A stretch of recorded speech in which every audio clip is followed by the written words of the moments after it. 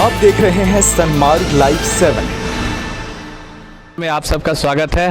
तेजस्वी यादव के बयान के बाद बिहार में राजनीति तेज हो गई है। कल तेजस्वी यादव ने अपने पार्टी के नेताओं के साथ बैठक में कहा था कि बिहार में जो उपचुनाव जो है वो जल्द ही होने वाले हैं, हो सकते हैं। इसको लेकर तैयारी करने को लेकर इस पर भी खास बातचीत करने के लिए हमारे साथ हैं बीजेपी के वरिष्ठ नेता मृत्युंजय झा हैं।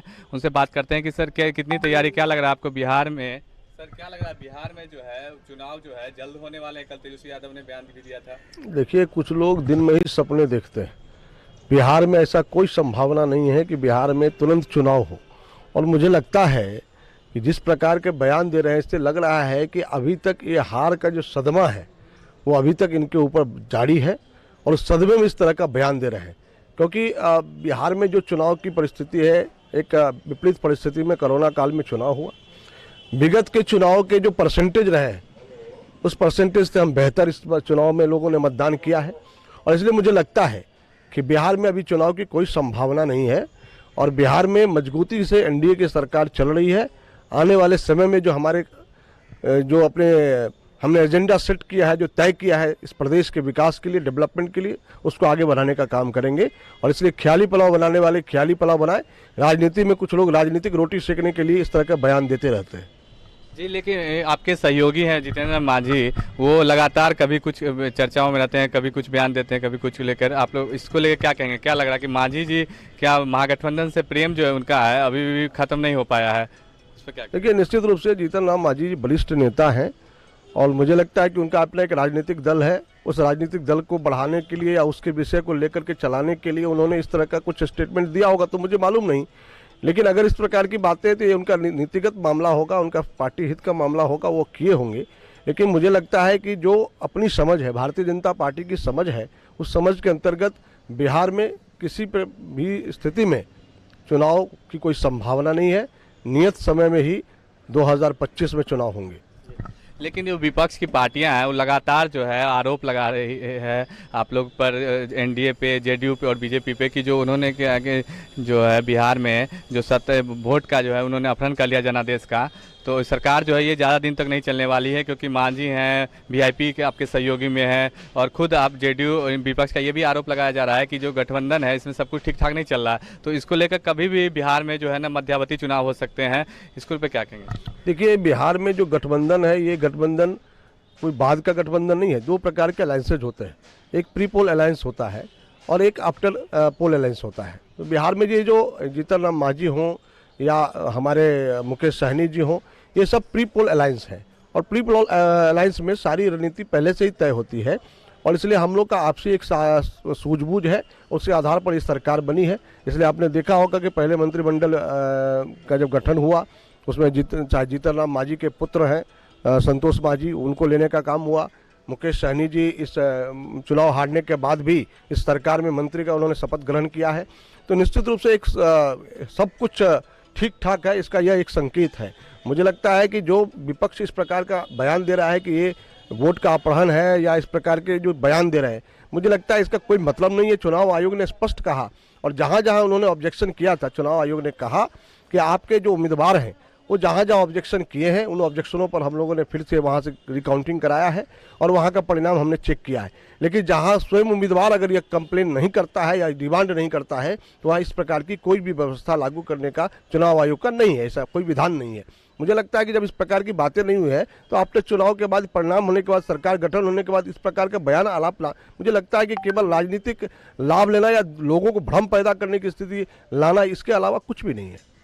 लेकिन जो आरजेडी है, खासकर आरजेडी और कांग्रेस के उम्मीदवार जो हैं नेता, ये बराबर हमलावर होते जा रहे हैं बीजेपी पे और जेडीयू पे, कि जो चुनाव जब मतगणना चल रही थी तो शाम का जो समय था उसका एकाएक जो मतदान था वो एकदम धीमा हो गया था, रोक दिया गया था। इस पर मैंने आरोप उनका ये है कि अधिकारियों के द्वारा नीतीश कुमार जो है वो चुनाव जनता ने नहीं, उन्हें अधिकारियों ने जिताया। इस पर भी लगातार विपक्ष जो है, आरजेडी और कांग्रेस जो है, ये हमले सवाल ये खड़े करते हैं। इस पर क्या कहेंगे आपको? देखिए, टेक्निकल मामला है। अभी तक जो चुनाव बिहार में पहले भी होते रहे, कोरोना से पूर्व में, जब कोरोना काल नहीं था उससे पहले चुनाव होते रहे, तो बिहार में जो बूथों की संख्या होती थी, उस बूथों की संख्या में एक विधानसभा के अंतर्गत जो बूथों की संख्या होती थी वो लगभग 300 से 350 होती थी।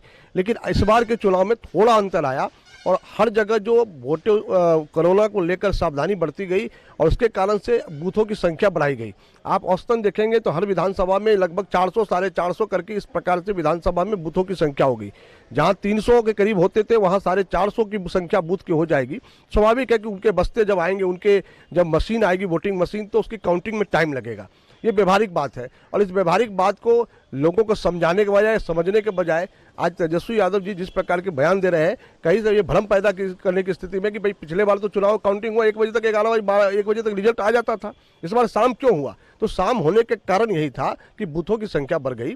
450 करीब बूथों की काउंटिंग होने थे, तो निश्चित रूप से परिणाम आने में विलंब हुआ। इसमें ये टेक्निकल विषय है कोरोना को लेकर के। मुझे लगता है कि ये भड़माने का प्रयास कर रहे हैं। निश्चित रूप से काउंटिंग सही हुई है और काउंटिंग सही हुई इसलिए परिणाम आया। इस पर चुनाव आयोग ने कई बार प्रेस कॉन्फ्रेंस किया, आपने देखा प्रेस कॉन्फ्रेंस करके सारी बातों की उन्होंने स्पष्टता की है, तब जाकर परिणाम दिया है। जी, लेकिन ये जो है मंत्रिमंडल गठन को लेकर भी विपक्ष लगातार जो है वो सवाल खड़े करते रहा आप लोगों पे कि जो जेडीयू के है, अब बीजेपी जो है बड़े भाई की भूमिका में बिहार में, तो इस पे क्या कहेंगे? क्या अब बीजेपी की जेडीयू से ज़्यादा बीजेपी की चल रही है गठबंधन में? देखिए, बड़े भाई और छोटे भाई की बात नहीं होती है। ये बात भी मीडिया स्टंट में ही आया था, बड़े भाई और छोटे भाई। भारतीय जनता पार्टी हमेशा से एक साझा गठबंधन की सरकार बिहार में चलाई रही है और जब से हम लोगों ने गठबंधन किया है, हमेशा जिसको नेतृत्व दिया वो माननीय नीतीश कुमार जी के नेतृत्व में ही हमारी सरकार बनती रही है। हमने हमेशा नीतीश कुमार जी के नेतृत्व में ही इस बिहार के अंदर डेवलपमेंट का काम किया है और इस चुनाव में भी माननीय प्रधानमंत्री नरेंद्र भाई मोदी जी ने स्पष्ट तौर से कहा था कि हमारे मुखिया, हमारे नेता नीतीश कुमार जी होंगे और इसलिए जो चुनाव परिणाम आया, हमारी संख्या ज़्यादा हो गई। लगभग ज़्यादा होने के बावजूद भी, क्योंकि भारतीय जनता पार्टी की जो निर्णय होती है, निर्णय प्रक्रिया होती है, वो एक स्पष्ट होती है और इस नाते हम लोगों ने जब तय कर दिया कि नीतीश कुमार जी हमारे मुख्यमंत्री होंगे, तो चुनाव होने के बाद परिणाम हमारे अच्छे हुए हैं। इसके लिए मैं बिहार की जनता को भी आभार ज्ञापित करता हूं और हमारी एक अच्छी उपस्थिति के साथ हम आए हैं, वापस आए हैं। हम इससे पहले 91 सीट जीत चुके थे, इस बार हम 74 सीट जीते हैं। निश्चित मुझे लगता है कि हम बड़े पार्टी दल के होने के बावजूद भी हमारे साथी दल नीतीश कुमार जी के नेतृत्व में हमने सरकार का गठन किया है। हमने जो वादा किया था उसका पूरा किया है और हमारा मकसद केवल सरकार बनाना नहीं है, हमारा मकसद है बिहार में कैसे डेवलपमेंट हो, बिहार में जो अधूरे काम है वो कैसे पूरा हो, बिहार में नौजवानों को कैसे रोजगार उपलब्ध हो, बिहार में कैसे इंडस्ट्री बड़ी मात्रा में खुले, बिहार में जैसे स्किल के माध्यम से हम कैसे लोगों को स्वरोजगार के लिए प्रेरित कर सके। तो इन सब कई प्रकार के हमारी जो योजनाएं हैं उसको सफलभूत करने के लिए सरकार बनी है। केंद्र में आपके सहयोगी हैं चिराग पासवान भी लगातार आप लोग हमलावर होते रहे, उनका भी ये कहना है कि बिहार में कभी भी चुनाव हो सकते हैं, इस पे क्या कहेंगे? क्या केंद्र में भी चिराग आपके साथ रहेंगे या फिर अलग हो जाएंगे? देखिए, ये parliamentary board Bharatiya Janata party का जो अपना है उसके स्तर पर तय करना है कि किसके साथ हमारा साझा रहेगा, नहीं रहेगा। ये ऊपर केंद्र का विषय है, केंद्र का निर्णय लेना है क्या करना है। लेकिन इतना जरूर है कि चिराग पासवान जी ने जिस प्रकार से एक महत्वाकांक्षा के साथ बिहार में चुनाव लड़ने का काम किया और उन्हें उम्मीद थी कि बिहार में हमको एक बेहतर परिणाम आएगा, लेकिन मुझे लगता है कि उनकी जो रणनीति थी वो रणनीति धाराशाही हो गई। आज उनको समझ में आ गया होगा कि एक एनडीए को छोड़ना एक बहुत बड़ी भूल थी और उस भूल के कारण ही वो सिमट कर एक पर आ गए और शायद आज बीजेपी के साथ या एनडीए के साथ मिलकर चुनाव लड़े रहते तो उनकी इतनी बुरी हाल नहीं होती। उनके इस प्रकार की जो कई लोगों से जो आयातित लोगों को लेना और संगठन की इस प्रकार से तोड़फोड़ करना, इस प्रकार की जो विकट परिस्थिति पैदा की, इससे केवल लोजपा का ही ह्रास हुआ है, ना एनडीए का हुआ है, ना बीजेपी का हुआ, ना जदयू का हुआ है। लेकिन ये विपक्ष है, आरजेडी खासकर विपक्ष का ये भी आरोप है जो चिराग पासवान जो है वो बीजेपी के साथ मिले हुए हैं और ये से सीटों का नुकसान जो है वो जेडीयू का हुआ था और इसमें कहीं ना कहीं बीजेपी और चिराग जो है दोनों मिली भगत है। नहीं, देखिए ऐसा नहीं होता है। देखिए बिहार में जिस प्रकार से जदयू है, जदयू भी कई राज्यों में हमारे खिलाफ लड़ा है, कई राज्यों में हमारे साथ उसका गठबंधन नहीं रहा है। आज बंगाल में भी चर्चा आप देख रहे हैं कि बंगाल में चुनाव लड़ने की बात हो रही है, तो जेडीयू कह रहा है कि हम चुनाव अपना प्रत्याशी खड़ा करेंगे। तो क्या होता है कि हर एक स्टेट में अलग अलग रणनीति बनती है, हर एक स्टेट में अपने अपने साथी अलग अलग होते हैं। तो बिहार के अंदर हमारा लोजपा के साथ गठबंधन तय करना नहीं हुआ। बिहार में जदयू तैयार नहीं थी और बाद में गठबंधन का जब स्वरूप बना, उस गठबंधन के स्वरूप से लोजपा ने अलग हटना तय किया, तो वो अलग है।